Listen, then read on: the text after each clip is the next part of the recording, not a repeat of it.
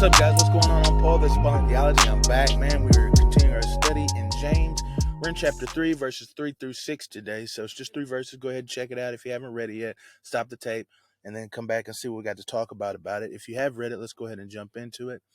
Today, we are continuing on the tongue, the power of the tongue. James dedicates a portion of his letter to the tongue and how it affects us. And we talked about the power of the tongue in regards to teachers, but let's not just say it's there.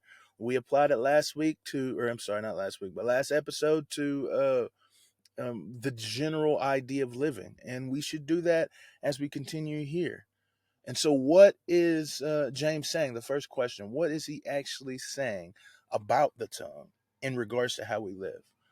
Well, he goes into a kind of like a metaphor or an example of the power of the tongue. And he talks about how horses, we put just a small little bit in their mouth and we can control them. We tell them where to go, left, right, back, forth. You know what I'm saying? I've never rode a horse, but I've seen them on TV. And that's what it seems happens. And then he continues and he talks about a boat. And he's like, a big, huge, boats with all these things are driven by these strong winds and these powerful, winds that are dangerous at times. He says, but it's controlled by a itty bitty rudder. And whoever controls that rudder controls the direction of the ship. And he says, and this is the way that the tongue is. It says it's a small member. It's just a little bitty piece of the body that is in the mouth. Yet it has great control over our whole bodies. Okay? But the idea here is that we ourselves, our mentality, control the tongue and then thereby controlling our entire selves. That's the whole idea that James is trying to get at. He says it's a small member that boasts much. And then he goes on to give another example. He says, man, how great a fire can be set ablaze by the tongue. So now we went from like a not necessarily a bad idea of the tongue, but just an understanding that it is a powerful tool, a powerful member of our body, to now recognizing that in this power, the thing that we need to remind ourselves of is the destructive nature of it. It says a small fire sets ablaze a whole forest. And so is the tongue. It is a fire, man. A fire. And it says that it sets ablaze the course of life. That means that it can destroy a whole life. The way that you live can be destroyed by the small actions of the tongue. And then it says that this fire, it's a fire from hell, a fire from Gehenna.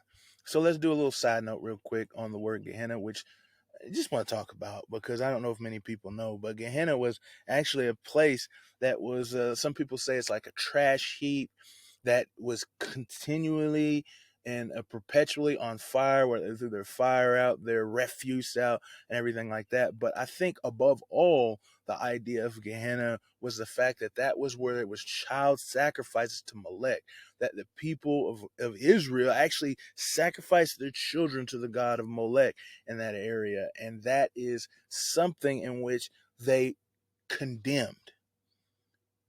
And so it's like that this fire is such an evil.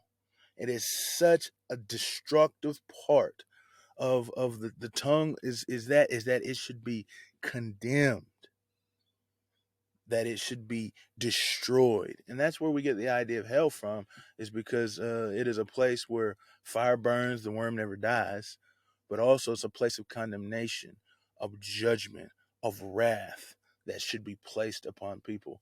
And that is the idea of the tongue when used improperly. And so the reason I say that James moved into the improper use is because he doesn't want us to say that the tongue is in itself bad.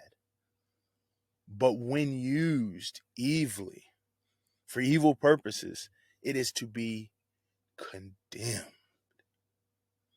a fire that is set ablaze from hell. So, what can we say about these things, about God in this scripture? I do want to say the wisdom of the scriptures that we have been reading, because these are wisdom scriptures. James is just talking about living out faith, or this is we talked about earlier. I just want to go a little quick overview so we can understand how this connects with that. But yeah, we talked about how it is rich and poor. And then it's also about testing and trials. But then we also said that it was a little bit about wisdom. Those three main principles is what we're going to see.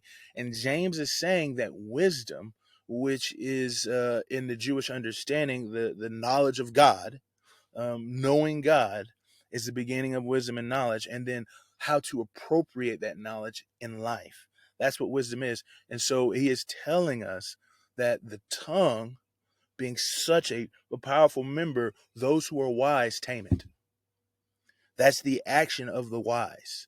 And so this is wisdom literature right here, saying that the words that we speak have power, and to use them in such a wise way. That's why it doesn't explicitly say it's evil, but that we need to understand the capacity for it to be evil. But what does this say about God? Well, words are very important. If James is speaking about this in such a way that he takes the time to talk about this in a large capacity, then it should be understood that God sees words as important. And that's not even to count all of the scriptures that have been talked about before about the power of words, how they can build and how they can destroy. Words are important to God. What does this say about man? I think it lets us recognize the effect that we have on people by what we say. We have a tremendous effect on people by what we say, whether it be good or bad. And how can we apply these things to our lives? Well, I think we can go back to what James says earlier in Scripture. He says, be quick to listen, but slow to speak. We must be slow to speak. Gather the information, understand what's going on. Don't let our anger rule us, because right after slow to speak says slow to anger, because anger sometimes guides our speech. And we don't want that to happen, man. We don't want to say something reckless and hurt someone, because now we know the power that our tongue has. And so we can apply these things in our lives, like I said, being slow to speak, but quick to listen. But watch what you say when you speak to others. I appreciate you guys for listening. And man, it's been great going through James as we continue our study through it. I'll see you in the next episode.